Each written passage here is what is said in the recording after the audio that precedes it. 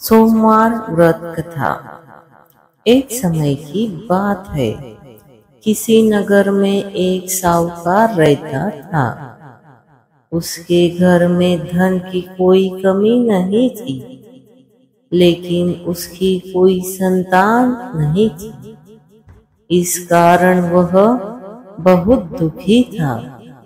पुत्र प्राप्ति के लिए वह प्रत्येक सोमवार व्रत रखता था और पूरी श्रद्धा के साथ शिव मंदिर जाकर भगवान शिव और माता पार्वती जी की पूजा करता था।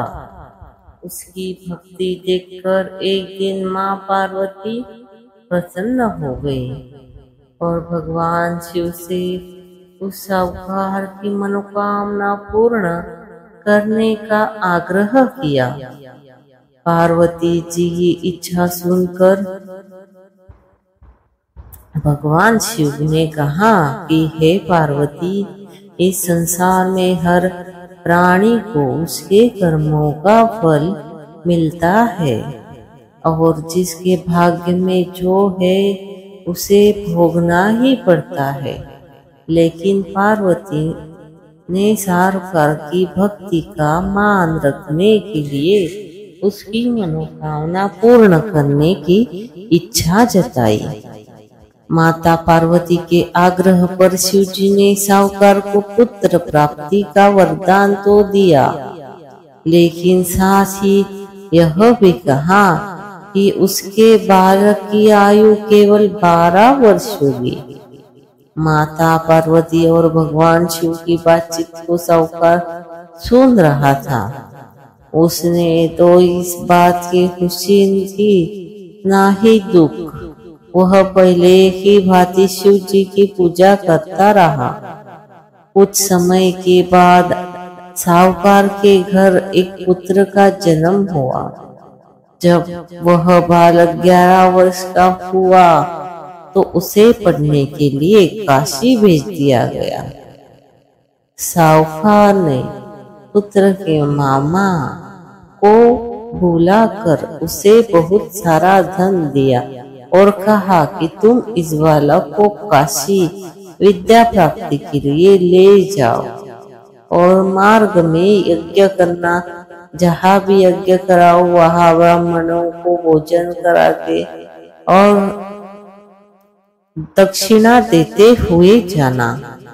दोनों मामा भांजे इस तरह यज्ञ करते और ब्राह्मणों को दान दक्षिणा देते काशी की ओर चल पड़े। रात में एक नगर पड़ा जहाँ नगर के राजा की कन्या का विवाह था, लेकिन जिस राजकुमार से उसका विवाह होने वाला था वह एक आज से काना था। राजकुमार के पिता ने अपने पुत्र के काना होने की बात को छुपाए के लिए एक चाल सोची। साहूकार के पुत्र को देखकर उसके मन में विचार आया। उसने सोचा क्यों न इस लड़के को दूल्हा बनाकर राजकुमारी से विवाह कर दूं। विवाह के बाद इसको धन देकर विदा कर दूंगा और राजकुमारी को अपने नगर ले जाऊंगा। लड़के को दूल्हा के वस्त्र पहनकर राजकुमारी से विवाह कर दिया गया, लेकिन साहूकार का पुत्र ईमानदार था।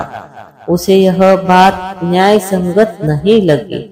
उसने अवसर पाकर राजकुमारी की चुन्नी के पल्ले पर लिखा कि तुम्हारा विवाह तो मेरे साथ हुआ है, लेकिन जिस राजकुमार के संग तुम्हें भेजा जाएगा वह एक आंख से काना है। मैं तो काशी पढ़ने जा रहा हूँ।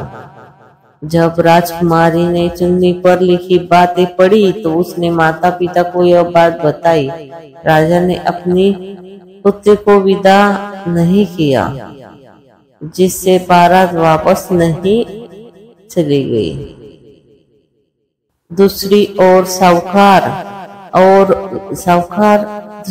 साहूकार का लड़का और उसका मामा काशी पहुंचे और वहां जाकर उन्होंने यज्ञ किया। जिस दिन लड़के की आयु 12 साल की हुई उसी दिन यज्ञ रखा। लड़के ने अपने मामा से कहा, मेरी तबीयत कुछ ठीक नहीं है। मामा ने कहा कि तुम अंदर जाकर सो जाओ। शिव जी के वरदानुसार कुछ देर में उस बालक के प्राण शिव जी के वरदानुसार कुछ देर में ही उस बालक के प्राण निकल गए। मृत भांजे को देख उसके मामा ने विलाप शुरू किया। संयोगवश उसी समय शिव जी और माता पार्वती उधर से जा रहे थे। पार्वती ने भगवान से कहा, स्वामी मुझे इसके रोने के स्वर सहन नहीं हो रहे हैं, आप इस व्यक्ति को कष्ट से दूर करें। जब शिवजी मृत बालक के समीप पहुंचे तो वह बोले कि यह उस साहूकार का पुत्र है जिसे मैंने 12 वर्ष की आयु का वरदान दिया। अब उसकी आयु पूरी हो चुकी है, लेकिन मातृभाव से विभोर माता पार्वती ने कहा कि हे महादेव, आप इस बालक को और आयु देने की कृपा करें, अन्यथा इसके वियोग से माता पिता तड़प तड़प कर मर जाएंगे।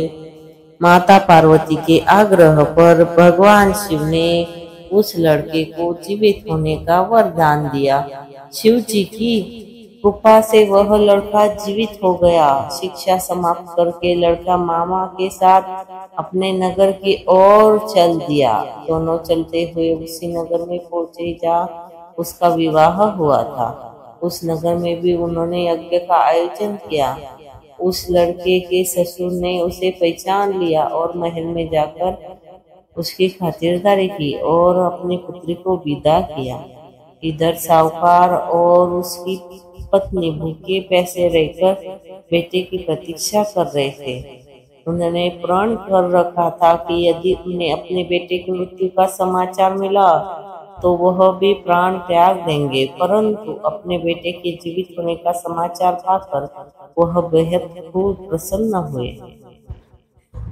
उसी रात भगवान शिव ने व्यापारी के स्वप्न में आकर कहा, हे सृष्टि, मैंने तेरे सोमवार के व्रत करने और व्रत कथा सुनने से प्रसन्न होकर तेरे पुत्र को लंबी आयु प्रदान की है। इस प्रकार जो कोई सोमवार व्रत करता है या कथा सुनता है और पढ़ता है उसके सभी दुख दूर होते हैं और समस्त मनोकामनाएं पूर्ण होती है।